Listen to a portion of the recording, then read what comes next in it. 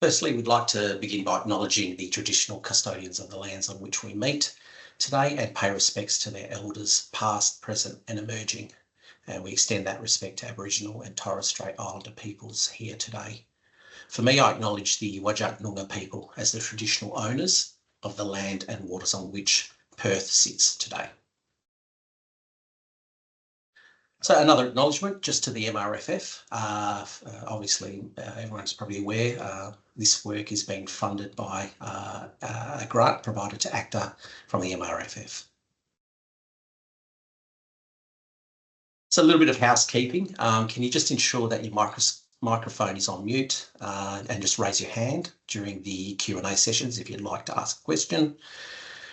Please use the chat box for any questions as well, and we'll attempt to answer these during the Q&A session. A recording of this webinar will be available and you can watch that on the ACTA website or on ACTA's YouTube channel. I would really appreciate you completing the post-webinar survey as well. That will be distributed after this presentation. So the aim of this series is to share best practice tools and knowledge to support the formation and development of clinical trial networks. So in the last 5 years, ACTA's provided webinars and topics on establishment of CTNs, governance, funding mechanisms, and industry engagement. And today we're obviously focused on consumer engagement. And this work sits under workstream 1.3, which is supporting member organisations and for facilitating formation and support of CTNs. So we have 4 presenters today, Dominic Cadillac, Sandy Middleton and Susan Whittam together, Brenda Booth, and then myself. And at the end, there'll be a Q&A session on all presentations. So I'm just going to stop sharing my slides and invite Dominique to share hers. And I'll give you a very quick intro to Dominique. Bear with me. So Professor Dominic Cadillac is a senior researcher who focuses on improving patient care and outcomes in stroke, working at Monash University and the Florey Institute. Her leadership roles include Vice President of the Australian and New Zealand Stroke Organisation and Executive Director for the Australian Stroke Clinical Registry. Dominique is also a winner of the ACTA 2024 Trial of the Year Award for Consumer Involvement for the RECAP study. Thanks, Dominique. Thanks, Dino.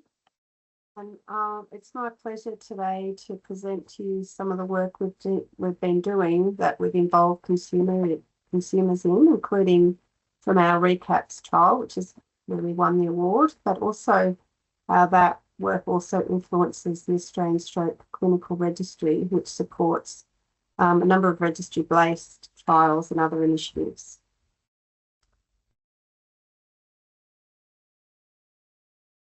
So just for some background, stroke affects 1 person every 11 minutes in Australia, and it's a leading cause of adult disability and death around the world. And we have evidence that the quality of care that is received, whether that's in the community or in hospital, can impact people's outcomes. And in particular, returning home after stroke can be challenging, with the majority of people continuing to have unmet needs related to psychosocial, mobility, speech, activities of daily living, memory, and cognition, financial, and other impacts. So I thought I'd talk about, just make sure I haven't gone too far ahead. About just some of the definitions we get into this particular masterclass. So firstly, definitions include patients. That's referring to a person or a group of people receiving healthcare services. Consumer is a person who has or may use healthcare services, and they're a consumer representative or advocate. Healthcare providers are clinicians or health professionals that are trained individuals who are involved in the provision of healthcare. And a health consumer representative are the types of people we are going to be talking about and how they've influenced our projects, is a health consumer who's taken up a specific role to provide advice on behalf of consumers with the overall aim of improving healthcare. So these bring about the voices of a consumer perspective and takes part in decision making on behalf of consumers, but they also could be nominated from a patient advocacy organisation or consumer organisation. On my slides, if you see a QR code, that will take you to the link to the reference sources. So why does consumer engagement matter? It matters in the terms of stroke because stroke affects both the person that's had the stroke and is potentially having ongoing disability, but also the caregiver's experiences, which shape their real world relevance on the type of research that we're doing. And the lived experience informs relevant questions, improves recruitment and retention. And through using co-design, it will help build trust, enhance the materials that we produce for our trials, but also ensure that we're collecting meaningful outcomes and being able to interpret those outcomes when it goes to, writing up the results of our work. It's really important that, as a country and as researchers and clinical trialists, we're moving from tokenism to co-leadership so that we're really accelerating translation into practice, but we're also not wasting research funding by undertaking research that's not really relevant to people that experience the condition that we have an interest in. Now, the Stroke Foundation has produced a number of educational tools to both help researchers work better with people with lived experience, but also some education modules for people who would like to be consumer representatives. So they have some training in how to work well with researchers. So these are really relevant and helpful for our sector, but would be applicable to other disease areas. So this is just an example of what that looks like. Now, I'm highlighting this as well because for people that have had, input to this, you can see that they've made it really clear for people with stroke where they have to identify the button to hear the audio for this education webinar, but also, key pointers there. So this is also an example of how this particular educational webinar provided by the Stroke Foundation has been co-designed with people with lived experience. So I'm going to talk about the RECAPS trial now, which our aim was to determine the effectiveness of a 12-week discharge self-management support package. And the hypothesis was that we wanted to assess whether we could get a 10% lower proportion of intervention participants who represent to hospital, whether that's the emergency department or admitted to hospital within 90 days of admission. And this was a prospective phase 3 trial. And the intervention included patient goal setting. And for those in the intervention group, that was aligned to electronic messages, either via email or SMS, so that they could achieve their goals over that 12-week period. They were person-centred and they very much allowed for progression. People could choose up to 3 to 5 goals. The control group got the goal-setting component, so it wasn't active control, and they received up to 7 administrative messages. Due to COVID, we had difficulties with recruitment, and we had to make a number of modifications, and we're just writing up this publication now, but this study was neutral. So how did we involve consumers in all of our trial phases? From the get-go, we had used evidence derived from people, carers and survivors of stroke, through a large unmet needs survey that we completed. And that helped us inform the areas in which there were gaps in the community when people went home from hospital. We then progressed to the intervention design stages, where we had consumer representatives help co-design our messaging system. They also helped inform the goal-setting menu and the creation of over 1,200 support messages. and they were also co-authors on our pilot and feasibility publications. With the implementation, we had a stakeholder reference group that included 3 stroke survivors and caregivers and a patient advocacy organisation representative from the Stroke Foundation. These contributors reviewed our consent forms, brochures, infographics, and training videos, and also provided ad hoc feedback at our investigator meetings.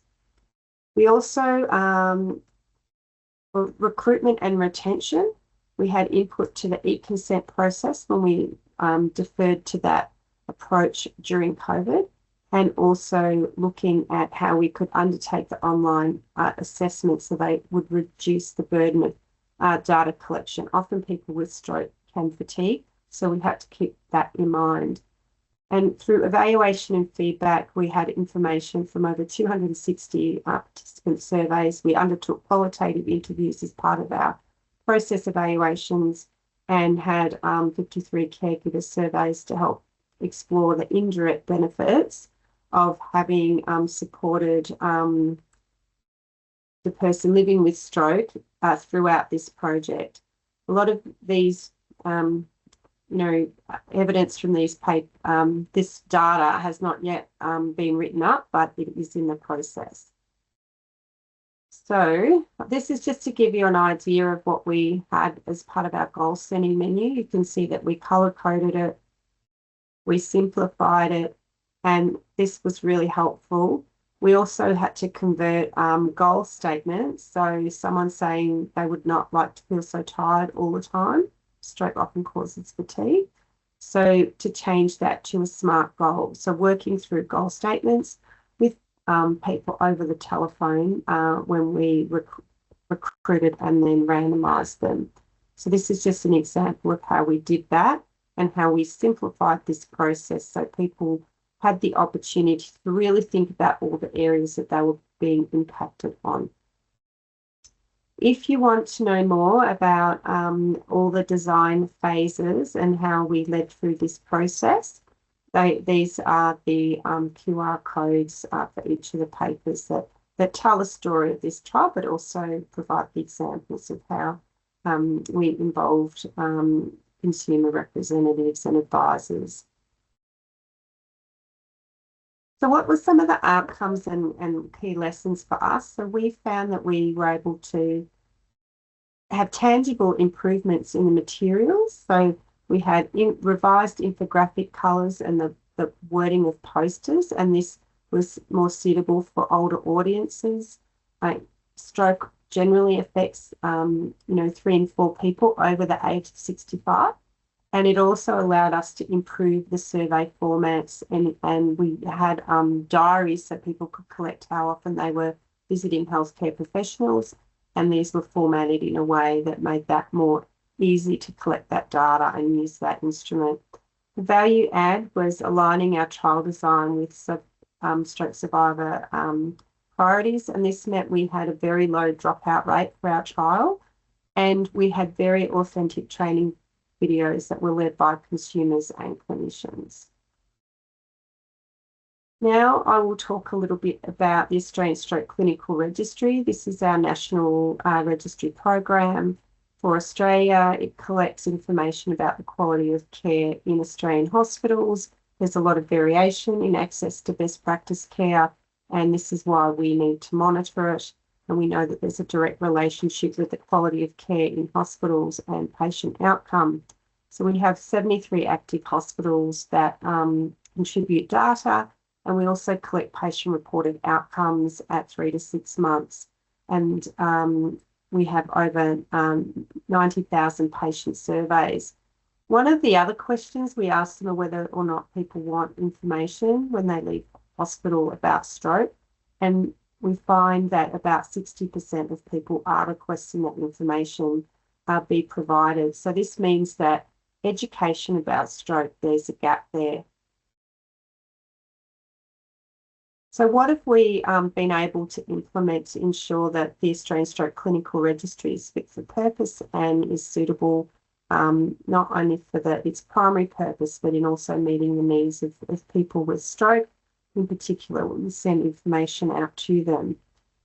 So firstly, we have a governance board and a quality improvement committee that includes people with lived experience of stroke. We've recently reinstated this new governance committee and put out an open tender and EOI process for inviting consumer representatives. So that's been a new and interesting process that we've just embarked on in the last 12 months. And this ensures that our registry priorities, data collection and reporting formats will reflect survivor and carer perspectives, but also that our policies are suitable as well. With our partnership with the Stroke Foundation, we can access additional support from the Consumer Council and seek feedback from consumer advisors. Our advisors also review our registry documents, so we have a number of patient-facing data summaries, patient information sheets. People are included in our registry unless they tell us they don't want to be. So it is really important that we have different ways of informing people about the registry and whether or not they want their data removed. And we also invite people to provide real-world case studies for our annual reports. So on our website, you can see that bottom diagram shows you where there's information for patients and family members. And we make that a really important feature of our webpage. They also help us co-design materials, and we also ensure, another stakeholder group that's really important is our clinicians. So we survey clinicians every year, and we ensure that their feedback are included in our dashboards as well as our registry reports. So here is an example of Amy Thompson's experience of stroke that was featured in our last annual report that's available on our website. And it really gives depth to the information that we're providing, but also shows the generosity and time and people being brave about sharing their stories. We like to highlight stories where there's been good outcomes and a good experience with the healthcare system. And sometimes we highlight where this has been less than desirable so that we don't rest on our laurels, because there's always more work to do for improving stroke care. Here is another way in which we obtain consumer engagement. So we've now moved towards sending text messages to invite people to complete the surveys via an online link. So we've had input on how we should word that text message. And for people that have communication and language problems, we've designed a aphasia-friendly patient information sheet. So that's what's displayed on the right-hand side there. We also have input on our national snapshot. So this summarises information that's on our from our annual report, but using infographics and very high-level information, so it's easy for a layperson to digest what the state of stroke is in Australia. The next move towards improving the work that we're doing is redesigning our whole data platform and also having more comprehensive data linkage with other sources of information from government. In order to do that, we've established clinical and lived experience working groups. So that's where they are both on the same committee. And I think that's really important, and that there's more than one represented on each of these groups. We also have a technical working group and a data linkage working group. So this is where we're continuing to learn from what we've done in the past and improve on that. So the impact of consumer engagement on our national registry has ensured we have improved readability and usability of reports and patient information sheets. Our patient-reported outcomes have been refined and able to be collected electronically, and that we are making sure that we're collecting information relevant to patients. I think this creates enhanced trust because participants see their feedback that is directly informing the work of the registry, And it certainly supports stronger advocacy where survivor voices are driving changes and direction in our work. So the key lessons for us has been it's really important to engage consumers early, from gap identification through to dissemination, having clear terms of reference and pre-briefing materials. So I like, especially new committee members, that we meet with them beforehand, take them through, the objectives of the project, and any of the more technical terms can be defined. And then having a buddy system, so ensuring there's at least 2 or more consumers per group. This can help build confidence. Excuse me.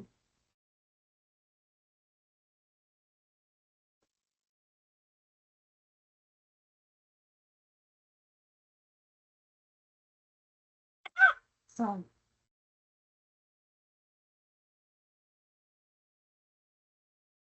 and offers flexible participation. These are the tools and resources. Thank you.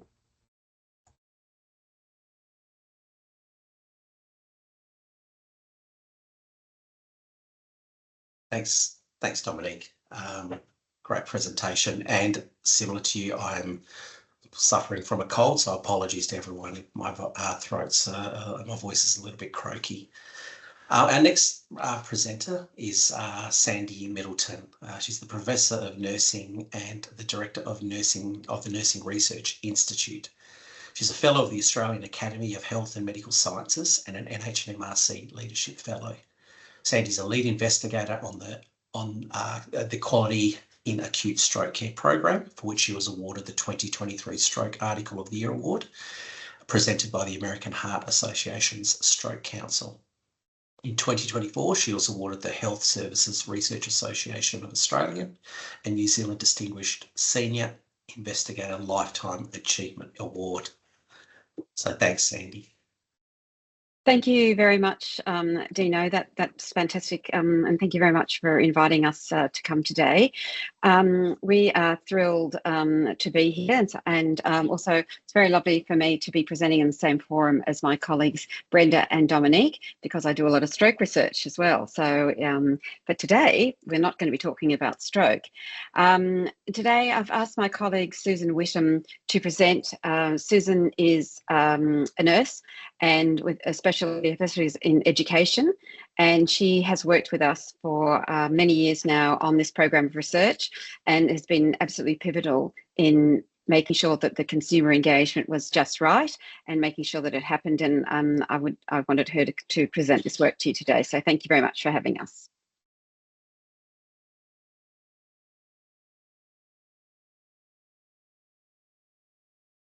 You're muted, You're Susan. Mute.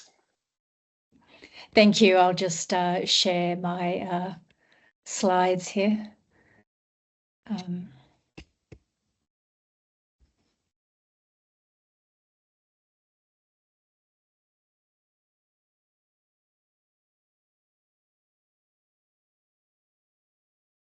There we go. So thank you very much. And we are looking forward to talking about what we learned along the way. To provide some context, I'd like to give a quick overview of our trial. The Assessment and Communication Excellence for Safe Patient Outcomes, or Accelerate Plus trial, builds on the results of our feasibility study. So we sought to implement and evaluate the effectiveness of our intervention on clinician and patient outcomes. We used a step wedge cluster RCT design, and the intervention was delivered to 24 wards across 8 hospitals in New South Wales and Victoria. The intervention contained 3 elements, which I think you can see there on the screen, and our primary outcome was a composite measure of rapid response and code blue calls, in-hospital falls and pressure injuries, and unplanned ICU admissions, all outcomes that are really important to patients. But we also evaluated the intervention effect on clinician perceptions of ward safety, collaboration and readiness to change, and really importantly, patient measures of safety. The evidence, as Dominique said, for involving consumers in research is not just growing, it's absolutely compelling. And we realised very early on that we couldn't just tick a box by asking consumers to read over our trial materials, although this is really important. If we wanted Accelerate to genuinely reflect patient and consumers' needs, we had to create an authentic partnership. And as a newly minted project manager, I was well aware that we were working with very limited resources and tight timelines, and we just simply didn't have the luxury to reinvent the wheel. Also, the last thing I wanted was to unintentionally damage what needed to be a very respectful and trusting relationship with our consumer partners. So as a team, we quickly understood that we needed practical, ready-to-use tools and resources to help us do the doing. Luckily, we share an office with very generous research colleagues, and they shared insights from their own work and also pointed us to some fantastic toolkits, guides, and education resources that were available. And I'm very aware that these toolkits were co-constructed with the research consumers, and they provided everything from overarching concepts and the evidence through to reimbursement forms, budget spreadsheets, and other templates. I've listed a few of the websites that were especially helpful to us during the trial, but there are many others, and we've just heard about the stroke resources. But there's resources out there that cover different state policies, disease areas, and culturally specific contexts that have been created to assist and educate not only researchers, but consumers themselves. When we thought about working with our consumers on the trial, we approached it as we would with any professional relationship. We wanted it to be respectful, reciprocal, responsive, and most importantly, remunerated. Our trial consumers were true partners in this research. We didn't just want to take from them, but learn from them as well. So right at the beginning, the project team connected with the consumers over the phone and then via Teams, if that worked for them. And these meetings gave the consumers a chance to ask questions, raise concerns, talk about how they might like to be involved or not involved. But it also gave us a chance to understand the reasons for their involvement. And then we followed up these conversations with emails confirming time commitments and the level of involvement we had agreed on. So an example of this was the steering committee would occur 4 times per year for 1 hour and would probably require about an hour of preparation to read meeting documents, for example. The meeting documents were emailed well in advance. We respected our consumers' time. And then the project team reached out by phone or email before the trial meetings to reiterate the purpose and answer any other questions the consumers might have. And it was during some of these early chats that we had with our consumers that they opened up and let us know that at times they felt a little intimidated. They weren't sure if they could interrupt or ask questions. And they wanted to know how they could contribute. So with that in mind, we made important adjustments very early on. We reduced the use of our jargon and acronyms. We added consumer involvement as a standing agenda item. So this gave our consumers a dedicated space within the meetings to speak to issues they felt were important. And the meeting chairs would make a point of check-in with the consumers throughout the meeting to ensure they were comfortable and ask if they needed the researchers to clarify anything. There were times throughout the trial that our consumers raised issues or flagged insights that we hadn't considered. And when they did, we were responsive and acted on their advice. And I feel that it made our trial stronger. As partners in our research, the consumers were remunerated for their time, and like any financial agreement, we had clear processes and documents in place to ensure transparency. And the consumer involvement was included as a line item in both grant applications and our research budgets. The ACTA toolkit grant template was really helpful in estimating these costs, and I'd highly recommend that. However, some of our consumers chose not to be paid and they preferred to contribute for altruistic reasons. But for those who did wish to be paid, we followed the guidance and pay scales set by state governments. And we made those arrangements and in agreement with each individual. But we also made sure that there were no out-of-pocket expenses. For example, we reimbursed parking fees when consumers visited us on site.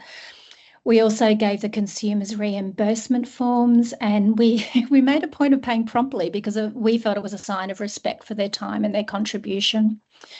We also provided gift vouchers as tokens of appreciation, and one consumer joined us at an implementation science conference with the registration fees fully covered for them. Our relationship with our lead consumer started organically. They were a health consumer at the hospital where NRI is co-located, and they'd been made aware of our feasibility trial after it was presented at a health standards meeting. And it was one of those classic post-meeting corridor chats that happen. The consumer showed an interest in the trial work we were doing, and then after a formal introduction by the Director of Nursing, became officially involved.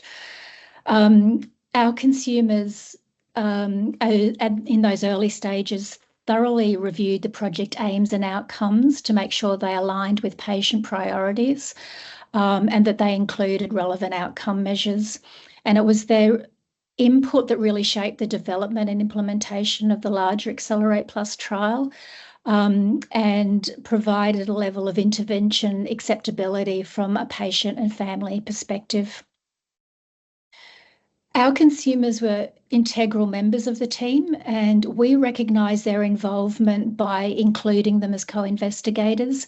They were included in grant applications and were co-authors on associated publications. In our protocol paper, we reported their involvement using the GRIP2 short form. And this is basically a reporting checklist designed to improve the quality and transparency of how patient and public involvement is reported in healthcare research. We also worked in partnership with the consumers to create our trial education materials. The nursing bedside handover videos were produced during a decade-long program of work on nursing handover communication. And this research program is led by one of our colleagues, Professor Diana Slade, who's an implied linguist and director at the Institution for Communication in Healthcare at ANU. These videos were created in partnership with hospital patients and nurses, and they're based on video recordings of real handover interactions between patients and nurses in an Australian hospital. The interactions were then recreated verbatim by professional actors. They even went down to having the same magazines the patients had at their bedside in the videos. And these were really powerful examples of how nursing handovers are frequently poorly conducted and don't involve the patients of active partners. And they also provided examples of how nursing handovers should be conducted to better engage patients in decision-making about their own care, which was a key part of our research. In this trial, we also developed 3 training videos that demonstrated the elements of our trial intervention. The nurse assessment, bedside handover and escalation video scripts were refined based on consumer feedback. A consumer was then invited to act in the role of patient in the trial education videos, which guaranteed a really authentic portrayal of clinician and patient interactions. Consumers were also involved in our intervention delivery, and an example is our nurse unit manager leadership training workshops, which we ran as part of the trial. Our lead consumer attended the planning sessions as a faculty member. They contributed to the workshop by presenting a consumer perspective and a personal story of their lived experience. They also co-facilitated the group session components of our workshops And then afterwards, they attended the evaluation meetings, providing constructive feedback, which was then integrated into future sessions.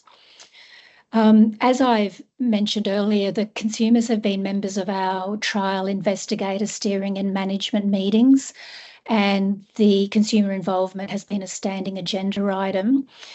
I think what's been really powerful about having them involved at this level was how they advocated for patient and family role in communication and decision making.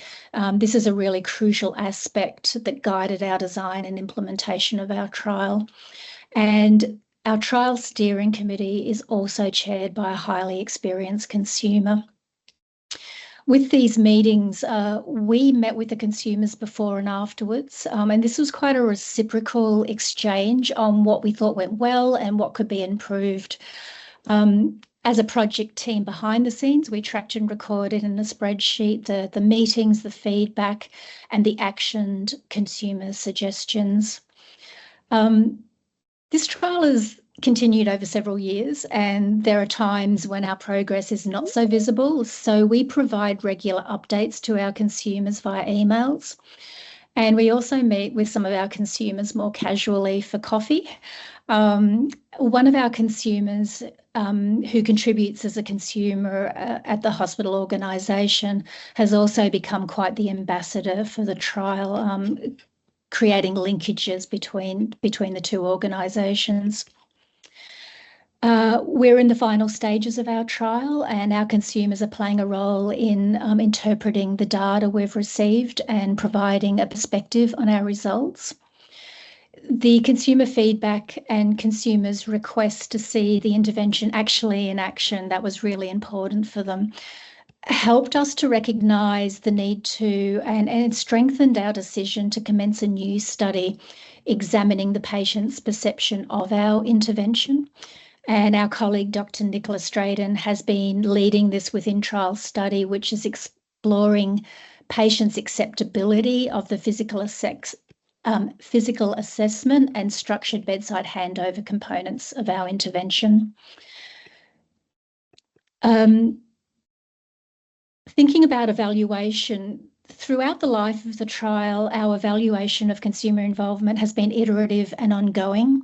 We meet regularly with our consumers and we actively seek their perspectives. We record their feedback and, importantly, we act on it. We've also undertaken a rigorous process evaluation to understand how the intervention was implemented. And as key stakeholders, our consumers were interviewed by researchers independent to our project team, and we're looking forward to really looking at those results. And I guess like any relationship, we've been with our consumers as a part of this trial now for a number of years. I guess there's always potential for rough patches, but I don't think we truly experience that. I think largely because of the respectful and very reciprocal processes that were put in place very early on, and because our consumers were true partners in our trial. And this is a picture of our team and our lead consumer accepting the ACTA award in 2023. Thank you again for the opportunity to share our work, but also to hear from others who are experienced in this area. Thank you.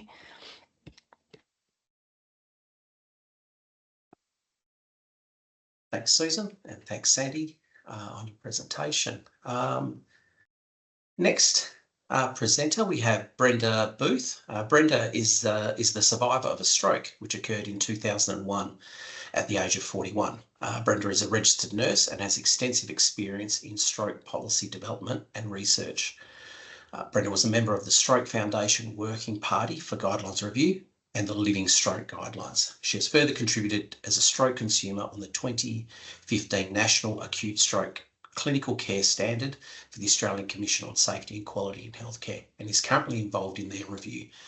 She has been a member of the Stroke Foundation Consumer Council and the Research Advisory Committee and the Australian Stroke Coalition. Brenda is currently involved with the national research projects Stop Stroke and the Centre of Research Excellence to Accelerate Stroke Trial Innovation and Translation. She was recently named an Honorary Consumer Fellow with the Georgia Institute for Global Health, and she's been awarded an Order of Australia in recognition of her services to consumer advocacy and her contributions in stroke policy development. Thanks, Brenda. Thank you very much, Dino, and thank you for asking me to speak today. I also wanted to sort of acknowledge that I've worked with Sandy and Dominic for decades. We've done a lot of things together in sort of research and policy and what have you. So yeah. Look, I would like to acknowledge consumers and people who have a lived experience of disability for their expertise and their contributions. And I've been asked to talk today about my experience in consumer engagement and working in partnership with researchers. So I'll be sharing some of my experiences about what's worked well for me and how researchers can best support people with lived experience. And I will be using both terms, consumers and people with lived experience. So you've actually said a bit about me that I had down, so I probably don't need to say too much more.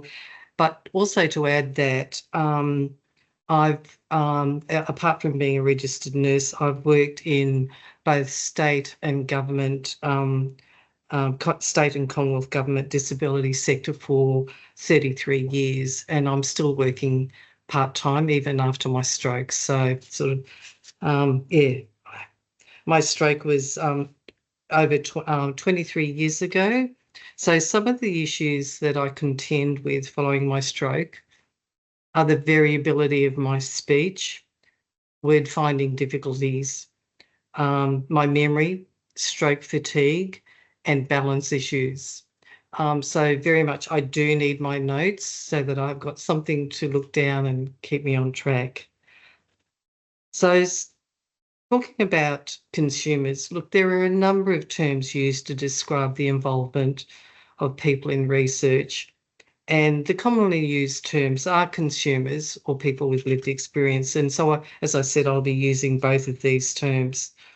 So there is an increasing emphasis about the importance of engaging and collaborating with people who have consumer input in all aspects of research.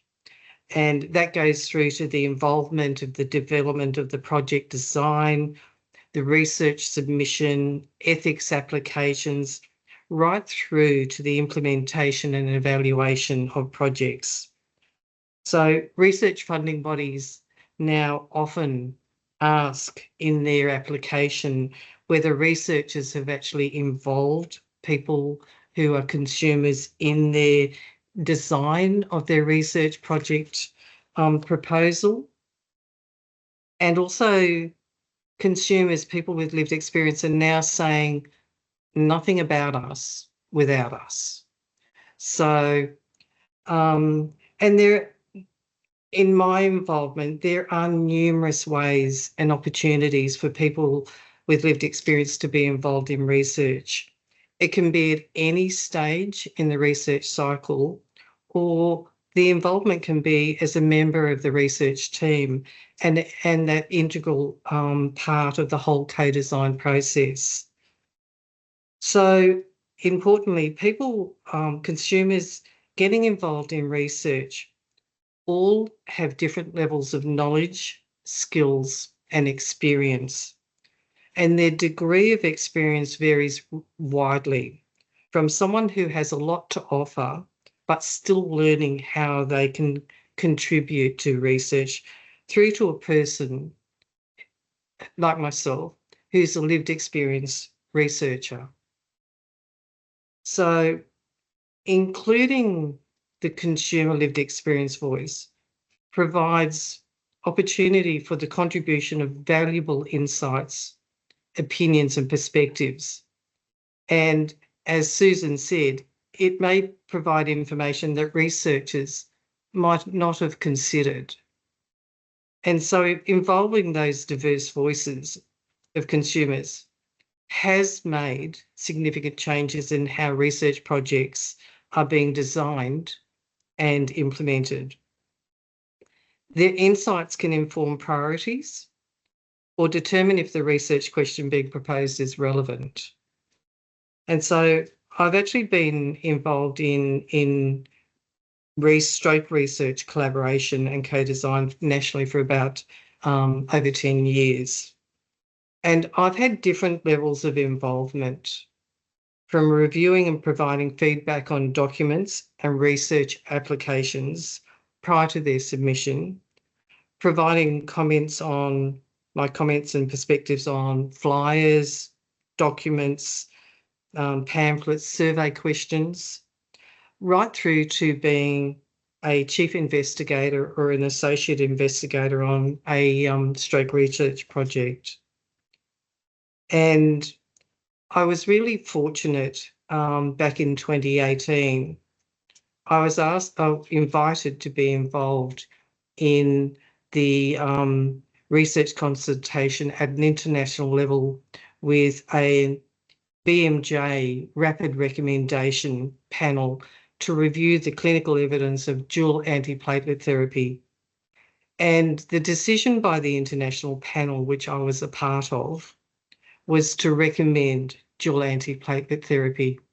And I remember sitting here at this same dining room table late at night after the Zoom meeting thinking, oh my goodness, I've just been involved in making a decision that will be implemented and change clinical practice around the world. And it was then later, and that recommendation was later endorsed by the Stroke Living Guidelines. So it does make a difference. Including and working collaboratively alongside people who have a lived experience in research means engaging the right person to be a consumer, providing succinct and a summary of the research project information, and clarifying the person with lived experience role in the project.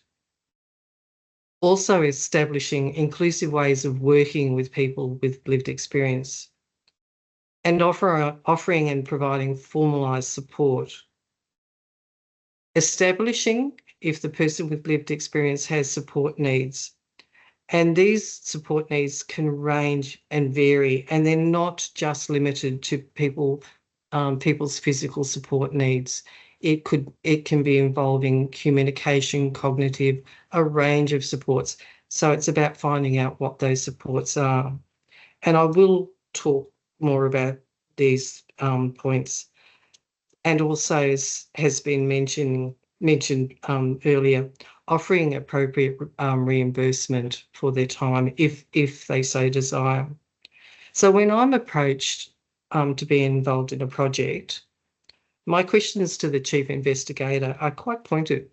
I ask them what the project's about, what's involved, do they have a concise summary, what will my role involve, because this can vary so widely, and how long is that project likely to go for? Many consumers that are collaborating and contributing to research are now very much asking, will they be reimbursed for their time? So it is like what was Susan said, about building that in as a consideration into a research budget proposal. And then going into all the other things, it is really useful to have a one-page summary about the project prior to involving people, because for them to plough through large documents is daunting, but to have a concise project summary is really useful. It is really essential to have good and open communication throughout the whole research project, especially if there are sizable gaps between the application process and then the implementation of the project. I've been contacted by researchers early on in the project, and then I've had a 12 to 18 month timeframe where I've actually had no contact at all, nothing. And then suddenly a researcher will contact me out of the blue, and I kind of have to take my brain back to remembering our contact. So keeping some form of contact going is actually really quite important. So I do really appreciate periodic updates as to where things are up to and keeping that contact. Making contact with me early on is really important. So that's so I don't feel like I'm a last minute afterthought. There have been times when I have actually felt like a tick the consumer box exercise. So, you know, it's really good to have that early engagement. And forming a successful working relationship with consumers is no different to establishing or forming any relationship. My friend Adrian O'Malley, he's my CRE co-chair buddy. He likens it to going on a date with a researcher so that they can decide if they're the best fit. It is not one size fits all. Carefully selecting people with lived experience, consumers that are going to be a good fit is important. It's about investing the time to develop a comfortable working relationship. And about support, I really appreciate it when researchers take the time to get to know me and how best to support me. I'm not tech savvy. I do have a lot of issues.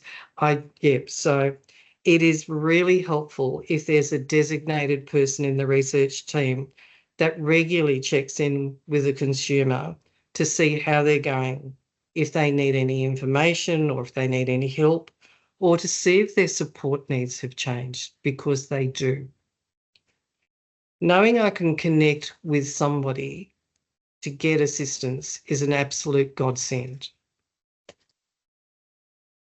Where preferable and where possible, sorry, maybe it's all sort of jumbled up there, but where possible, have an acronym-free zone. I know it can't always happen, but where it possibly can, please. The other please I have is please make a 1-page glossary of acronyms for a person who's reading research documents.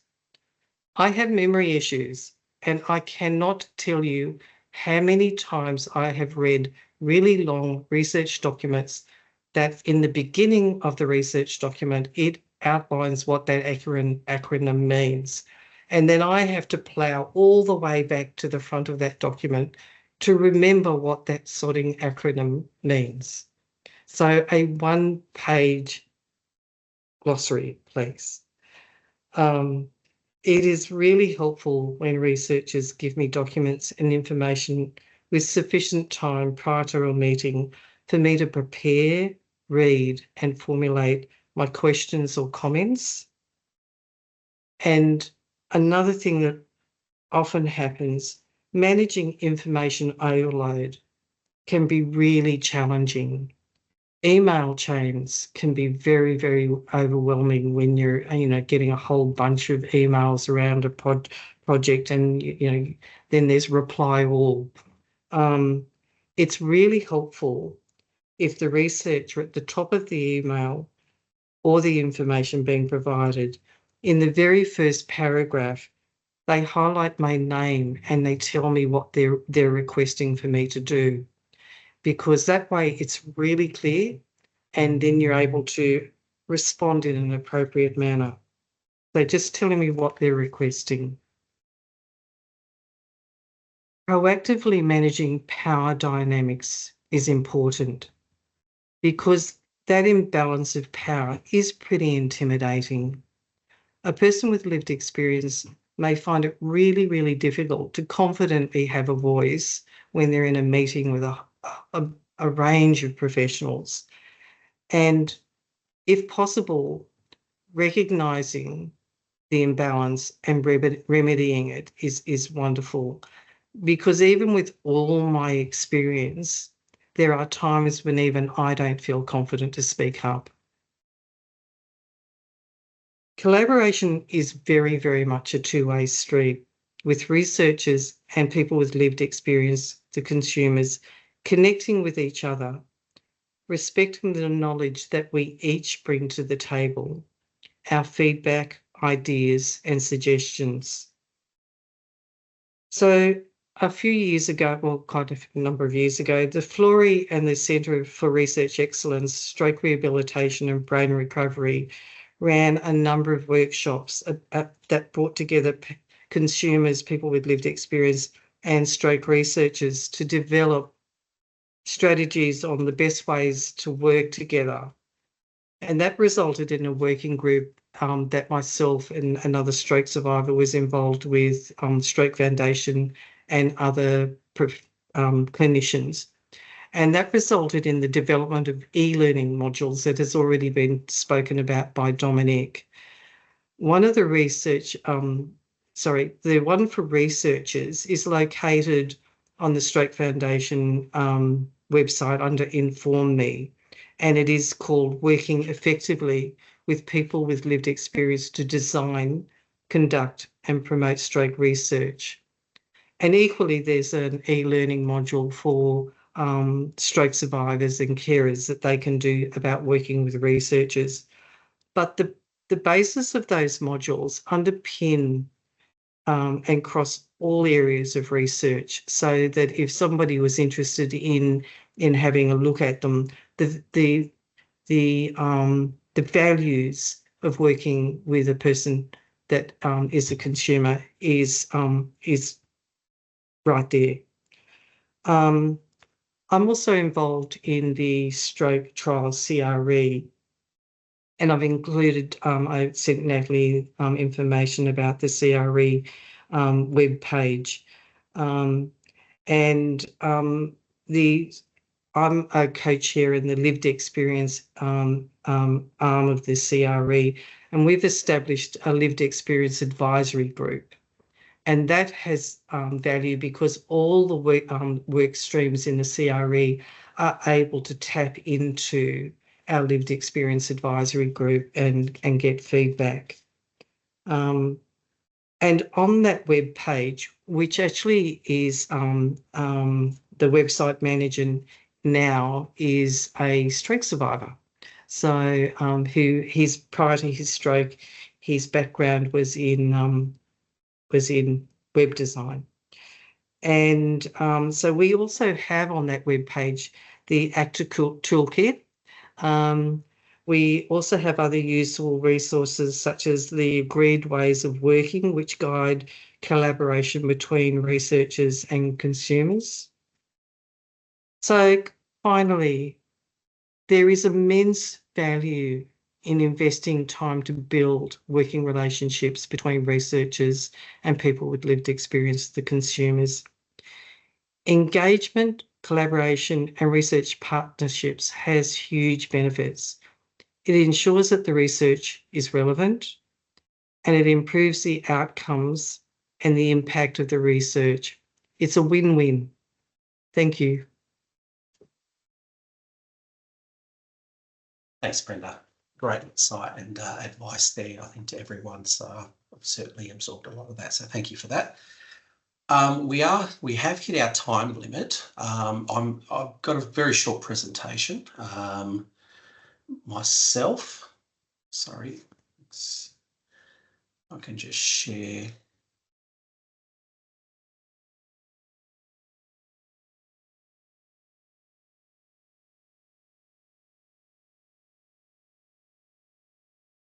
Okay. So this is a very short presentation, more from an industry perspective. I'm I have a role obviously as the Chief Operating Officer of ACTA, but I'm also the Managing Director of a company based in Perth. So just a very quick overview. I'll try and keep this as quick as possible.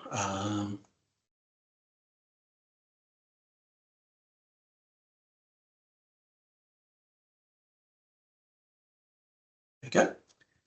So just a background and some context here. Relis was founded in 2020. We are a private biotech company focused really on identifying fast-to-market opportunities where we can make real clinical impact, and particularly around repurposing and reformulating existing and proven therapies. We've had some early success, having secured some small grants to support our R&D program. And in 2023, we were really honoured to receive a WA State Government Innovator of the Year award. And that was the Business Use Great for the State Platinum Award. And all of this has helped us position ourselves to take more of a structured and mature approach to clinical development. And consumer engagement is now a key part of this journey for us. So just again, some context. Our lead product, our main product is AQS. AQS is a proprietary IV formulation of quetiapine, and it's designed to deliver a fast and more predictable relief for patients experiencing delirium. Delirium, it's a serious condition. It's a common acute neurocognitive condition affecting predominantly hospitalised patients, particularly in older patients, ICU patients, and those receiving palliative care. And despite this, as common as it is, there is no approved treatment on the market. We have a very de-risked approach to market. We're using oral quetiapine data, existing data from the tablet quetiapine, which is supported by population PK modelling. And we're working within the FDA 505(b)(2) framework, which allows us for a more efficient route of approval by referencing existing safety and efficacy data. And this approach not only reduces development risk, but shortens the timeline, and something that's critical when when addressing a unmet clinical need. If successful, AQS will be the first approved treatment for delirium, which will improve patient care, reducing hospital stays and lowering healthcare costs. We have secured a very strong IP protection with patents granted in key markets of the US, Europe and Australia. So our first attempt, and it's why I said to Brenda, I've taken a lot on, and I was nodding a lot in your presentation, but we applied for a state government in 2023-24 Fury Innovation Seed Fund. The funding application, it was unsuccessful. Feedback was very positive. It was actually really strong, except for one critical criteria. And the statement was consumer involvement needed improvement.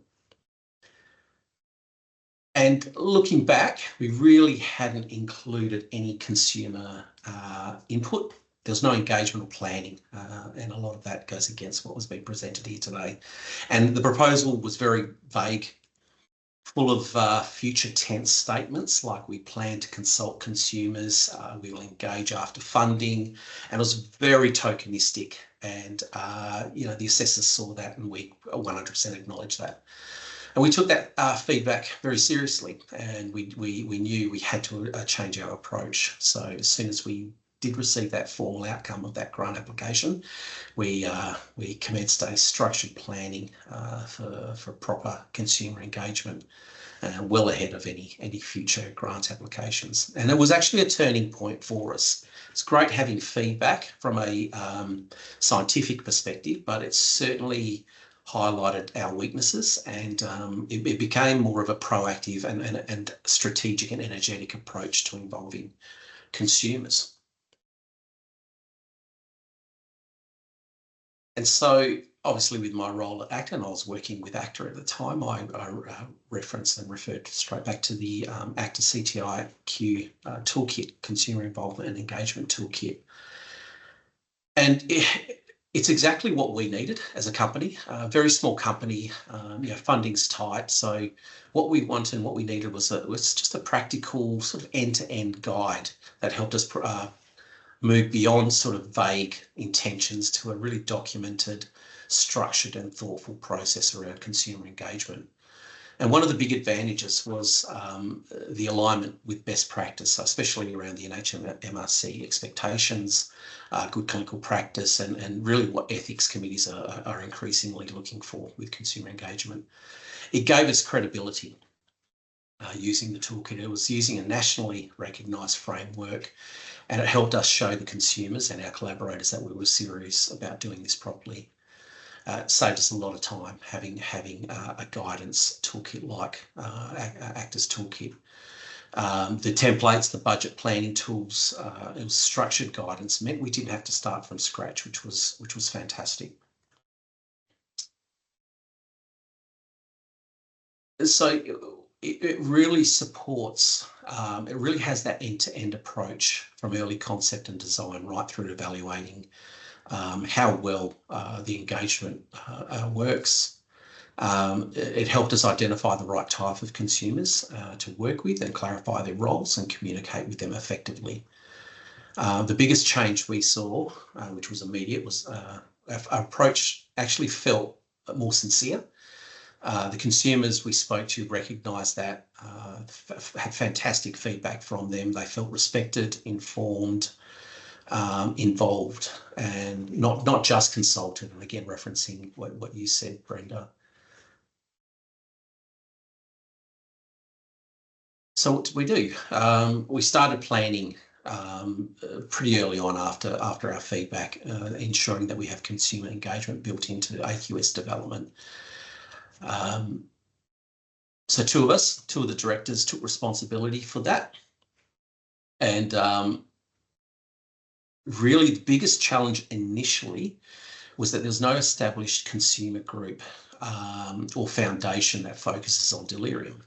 So we couldn't just partner with an existing body. So we turned to our own networks, our clinician partners, our colleagues, community contacts, and we're able to identify individuals with lived experience of delirium and carers as well. And then using the guidance from the toolkit, we approached people respectfully, transparently, to set up one-on-one interviews. Initially, what I did was prepared a one-page document that I sent to all consumers that were interested in participating with us. And then I designed, with guidance from the toolkit, a short questionnaire to guide the conversation. And it was very positive feedback from our consumers. And just some of the discussion points, a common theme was the frustration at the lack of treatment options for delirium. Most of them shared stories of clinicians just defaulting to one drug, haloperidol, which we know can have serious and sometimes long-lasting side effects on patients. And this input really validated our work and also pushed us to think more deeply about how the trial design could reflect those living concerns. And we have some challenges still, and our challenges really is around diversity, who we've engaged with, and it's something we are still working on, but acknowledging that it's a great step now that we can see that as an issue. So what did that lead to? It led us to setting up and establishing the RELIS Consumer Advisory Group. And we brought together a group of people with lived experience of delirium, their carers, and also frontline healthcare workers, particularly in the ICU, palliative care and aged care settings. And all of them had unique insights into how delirium presents and is managed in the clinical setting. And we're not really there now just to engage for the one-off feedback. So the idea for the Consumer Advisory Group is to for this group to have a continuing role throughout the development of AQS, from the clinical trial design, patient-facing material, and even contributing to training for trial staff. And really, I just followed the toolkit's guidance on how clearly to explain the consumer's role and ensure meaningful participation and avoiding that tokenism that we had initially. All of our members are reimbursed for their time. We see that as essential for respecting their contribution and removing sort of the barriers to involvement.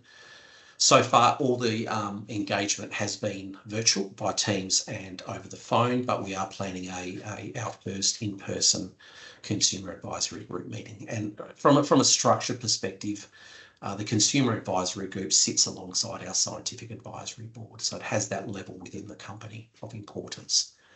And we've already started incorporating our consumer feedback into product development decisions, and really including the consumer's perspectives on helping us shape AQS to be more patient and carers focused.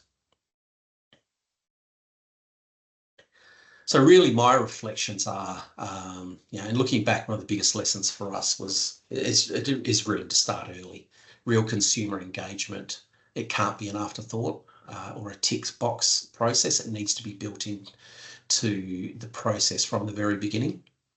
Secondly, clear communication is incredibly important. Removing jargon, checking everyone understands the terminology, sending out pre-meeting documentation so they're understanding what will be discussed, making sure our messaging is accessible and respectful to everyone involved, whether they're a carer, a healthcare worker, or someone with lived experience. And finally, the toolkit was a game changer for us. It wasn't just the guidance, it was sort of a practical set of tools that helped us move from good intentions to real measurable engagement. And I just can really reassure people, if you are looking for a place to start or improve on what you're already doing, the toolkit is a great starting point for that. So thank you. So I think now there's just some resources. So that's the Consumer Engagement Toolkit website there. Obviously that was just developed between the Australian Clinical Trials and CTIQ. And there's some information that was provided for us from Brenda there. So please visit those sites as well.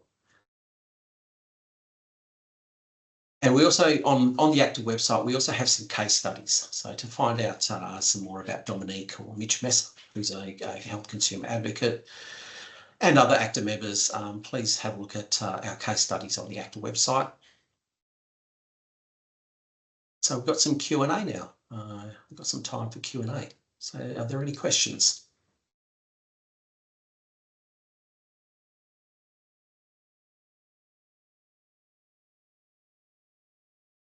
No, noting time, then we will quickly move on. We have gone slightly over, so thank you for everyone who has hung around. And look, just one last thing, ACTA's 2025 Clinical Trials and Registry Symposium is now well in development. Our theme this year is Driving Change. It is being held in Melbourne at the Crown Promenade from the 17th to the 19th of November. There's a registrations website live now. A program is well in development, and please reach out to ACTA if you need any information on that. But it's an exciting program. We do have commitment again to offer consumer scholarships as well to the event, and yeah, really looking forward to that. So I think that's it. So thank you, everyone. Appreciate your attendance, and apologies for going slightly over. Thank you to all our presenters as well. I really appreciate your time today. And yeah, check out the presentation on our website. And if any questions, please reach out through ACTA. Thank you.